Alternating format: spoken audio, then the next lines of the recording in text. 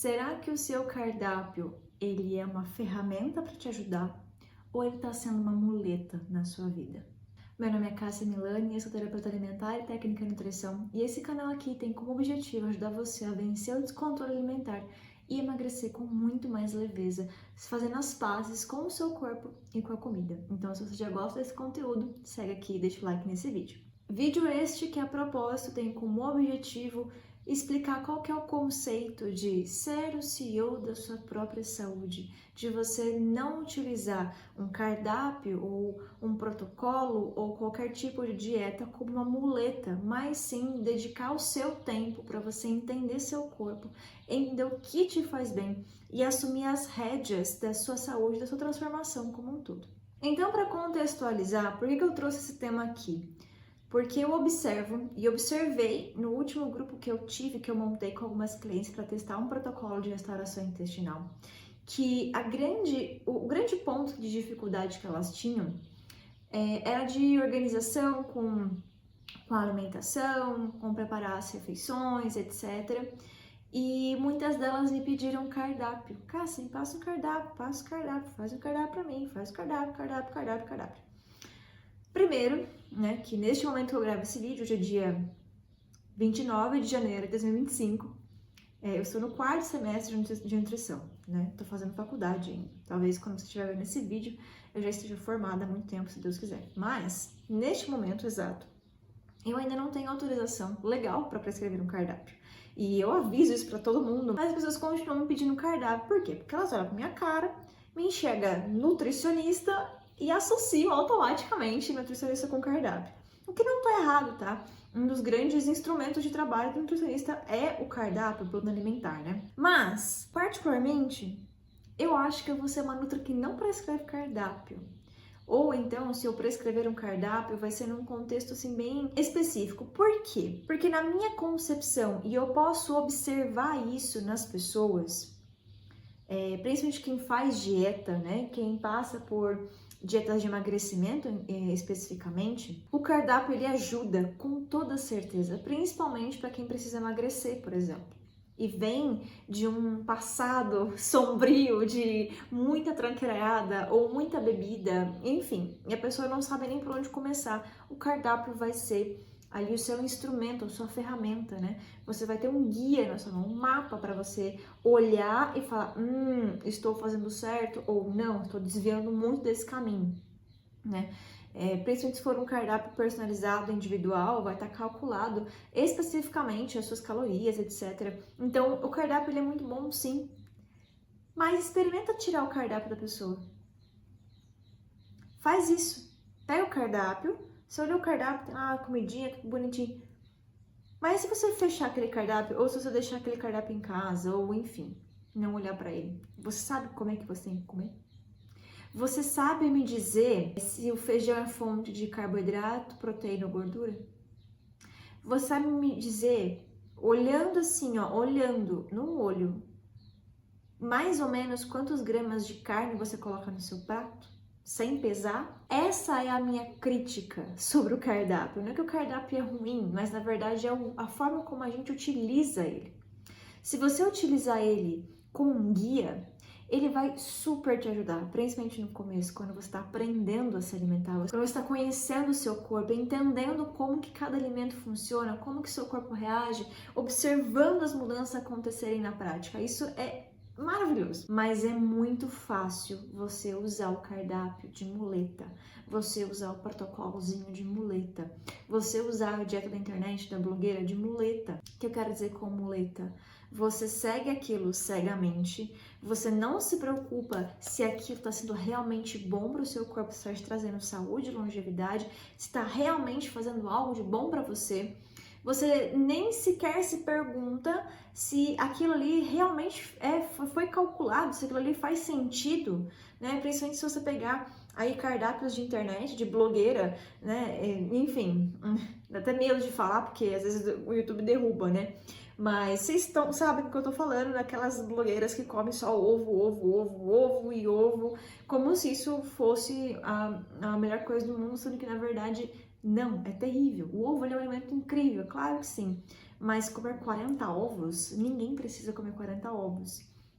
E aí a pessoa lá às vezes segue isso porque a blogueirinha tá falando pra seguir, e dá errado. E a pessoa não sabe por que dá errado, mas é porque ela tá usando o cardápio de muleta, ela tá usando a dieta de muleta. Ela não tá utilizando o momento do processo do emagrecimento ou da reeducação alimentar, que seja.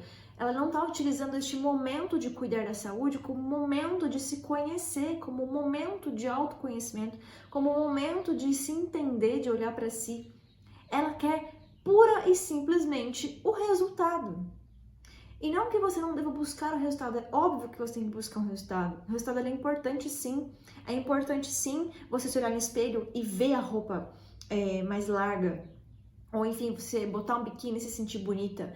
Ou você ir na loja e você sentir que, nossa, as roupas servem agora, que gostoso que é. É muito, muito importante isso.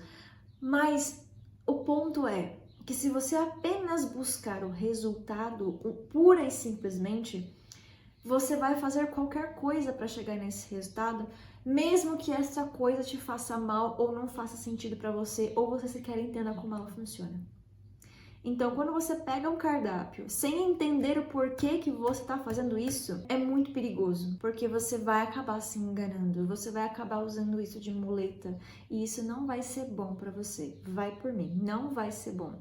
Você focar simplesmente no resultado, sem se preocupar em entrar em contato com você observar seu corpo, você ver as mudanças acontecerem, você se sentir de uma forma diferente, você entender como é que você se sente em cada fase do processo, você está perdendo algo muito, muito valioso, mais valioso do que o próprio resultado em si, do que o próprio resultado estético ou mesmo resultado de saúde, que é a transformação da sua identidade. Eu costumo dizer lá no meu perfil do Instagram, emagrecer não é uma mudança de peso, é uma mudança de identidade.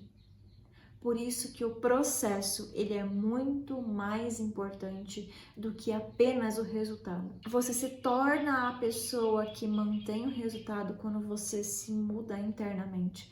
E este processo de se mudar internamente, ele acontece durante o caminho. Então, você pode utilizar, sim, o cardápio que a sua Nutri prescreveu. Eu espero que você tenha passado numa Nutri, né? Não tenha pego simplesmente um cardápio de internet que não respeite o seu corpo, sua individualidade. Se você não fez isso, então, né, recomendo fortemente que você procure uma ajuda especializada. Que você pegue este cardápio que ela te prescreveu, esse plano alimentar lindo e maravilhoso que ela fez com tanto amor e carinho, porque a gente demora. Nossa, na faculdade, semestre passado, a gente teve matéria de planejamento de cardápio. Meu Deus, você fica tipo 5 horas para fazer um cardápio. Obviamente que, né, eu não tenho prática, né? Então por isso que demora. Mas a gente demora muito fazer cardápio. Então, assim, se você for nutricionista uma vez, pega aquilo que ele fez para você. Se ele realmente fez, né? Se ele não te deu um plano alimentar de gaveta, né? Se ele realmente planejou para você, aplica. Por favor. Aplica com muito afinco, com muito amor e carinho, porque demora muito para fazer. Mas enfim, você pode pegar isso, encarar como eu vou aplicar isso daqui e eu vou me dedicar no processo, eu vou testar as coisas de verdade e eu vou realmente observar o que acontece em mim. E eu vou assumir a responsabilidade pela minha saúde. Eu não vou culpar a minha Nutri se alguma coisa der errado, porque eu tô aqui em fase de teste. É um grande experimento, encara dessa forma. É um grande experimento, é como se você fosse um grande laboratório em que você é o cientista e você é o laboratório, você é o experimento, você é tudo ali. Isso enriquece a sua experiência.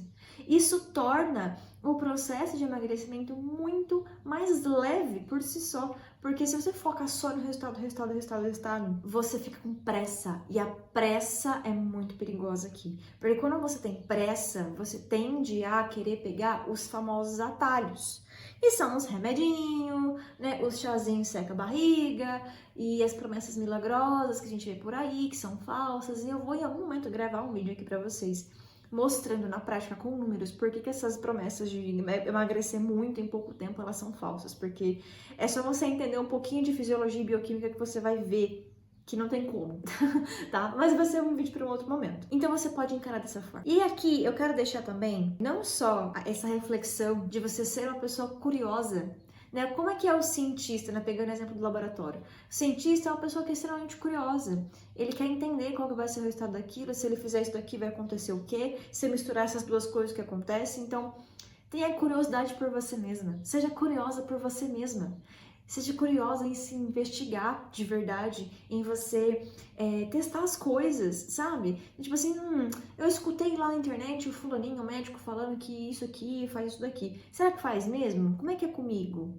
Então se encare assim. Então seja curiosa por você. Essa é a mensagem. Tenha curiosidade pelo seu processo e foca no seu processo, na pessoa que você está se tornando, na identidade nova que você está criando para você mesmo. Mas eu não quero só deixar uma reflexão aqui solta para vocês. Eu quero passar realmente um passo a passo. Os 4 passos, os 4 pontos que eu considero como sendo os básicos para que você seja a CEO da sua própria saúde, para que você dê este passo e comece a se observar. Então, o primeiro passo, o primeiro pilar, ingestão de água. Eu tenho certeza que você não está bebendo água o suficiente. As pessoas falam, tem que beber 2 litros de água. Gente, 2 litros de água é muito pouco para a maioria das pessoas. E até mesmo aquela continha de pega o seu peso, multiplica por 35, ainda não dá a quantidade de água o suficiente. Porque você precisa considerar que a gente desidrata e que a gente come coisas que nos desidratam.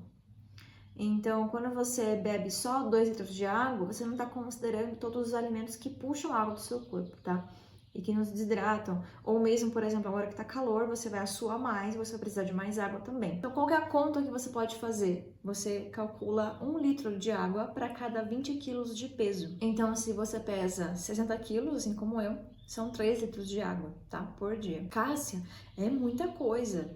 Você se acostuma.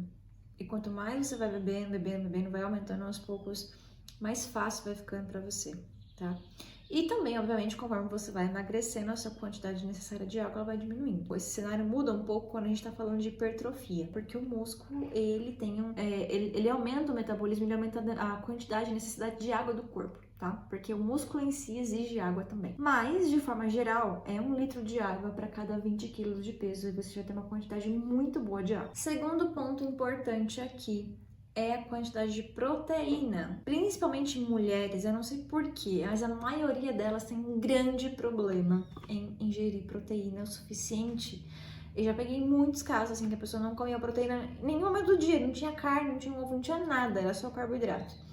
Isso é muito perigoso, gente, principalmente conforme a gente vai envelhecendo, né? Conforme a gente vai envelhecendo, nosso corpo vai precisando de mais proteína para manter a massa magra, para manter os neurotransmissores e etc. Os hormônios também, que tem muitos hormônios que são a base de proteínas.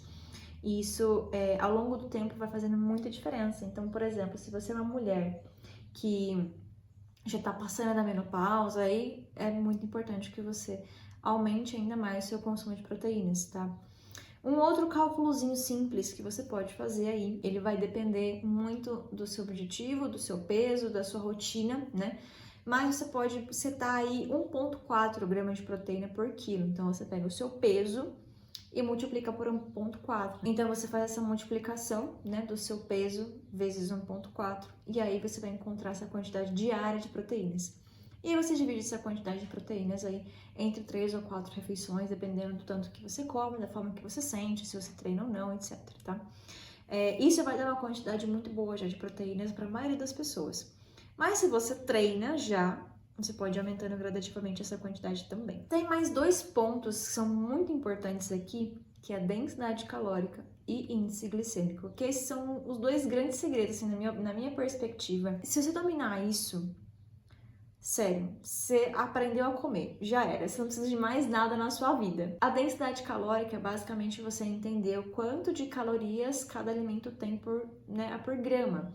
Então, por exemplo, você pega alimentos que são muito gordurosos, eles vão ter uma densidade calórica maior, ou seja, você precisa de uma quantidade pequena para você ter uma grande quantidade de calorias. Então, se eu quero emagrecer, quais os alimentos que eu devo ingerir em maior quantidade? Os alimentos de baixa densidade calórica, porque daí eu posso comer mais volume, mais quantidade, sem eu estourar meu orçamento, né, calórico, e sem eu ficar com fome. Porque muitas pessoas reclamam que você vai sentir fome, sentir fome, sentir fome. Então você come mais, né, desses alimentos de baixa densidade calórica para que você se sinta mais saciada. E por fim, controle de índice glicêmico. Coisa que é o hackzinho, né, da nutrição, que você pode modificar a forma como o seu corpo absorve a glicose dos alimentos com estratégias muito simples.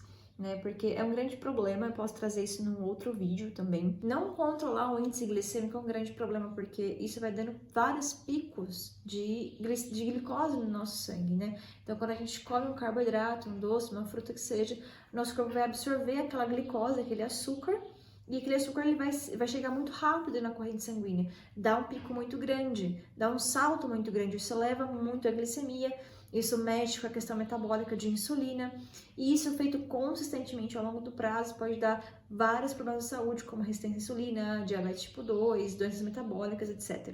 Então, tá vendo que não é só uma questão de emagrecimento, você precisa pensar também na sustentabilidade desse processo todo, né, e você cuidar da sua saúde para que você envelheça muito bem também. Então, quando você aprende a controlar o índice glicêmico, né, das suas refeições, você consegue comer os mesmos alimentos que de antes, mas sem ter picos muito grandes de glicemia assim.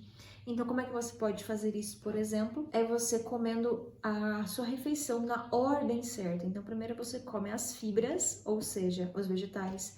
Depois você come a proteína. E você sempre deixa o carboidrato por último. Sempre deixa o carboidrato por último. Porque isso vai fazer com que a absorção do carboidrato seja mais lenta e ele chegue mais devagar na sua corrente sanguínea, tá? A fibra e a proteína, elas seguram o carboidrato. Nunca coma nada de carboidrato, nada de doce, de estômago vazio. Sempre acompanhe refeições que têm carboidrato com proteínas e fibras. E um outro jeito também que você pode controlar esse índice glicêmico é simplesmente utilizando essa glicose, né? Porque a glicose ela vai ficar disponível no corpo, né, na nossa corrente sanguínea para ela ser utilizada. Se ela não for utilizada, ela vai ser armazenada dentro das células. E quando essas células elas estão cheias de glicose, o que elas fazem? Transformam em gordura e estoca. É assim que vira gordura no nosso corpo.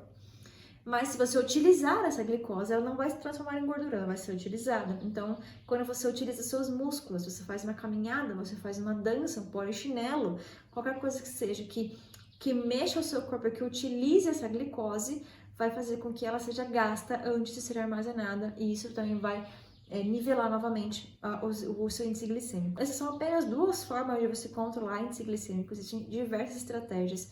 E eu reuni esses 4 grandes pilares num manual que eu desenvolvi para as minhas clientes, né, com material de apoio, mas que eu disponibilizo também para você adquirir ele por um valor assim muito simbólico. Se você quiser conhecer o manual Naturalmente Nutrida, que são esses 4 pilares para que você aprenda a se alimentar, para que você aprenda a ser CEO da sua saúde, para que você tome as rédeas da sua alimentação sem depender de cardápio, sem depender de ficar pesando comida, para que você emagreça de um jeito muito mais leve, muito mais sustentável, vai estar aqui na descrição, no primeiro link que você encontrar. Mas eu quero deixar muito claro aqui que tudo isso só vai fazer sentido se você realmente entender por que você está fazendo isso.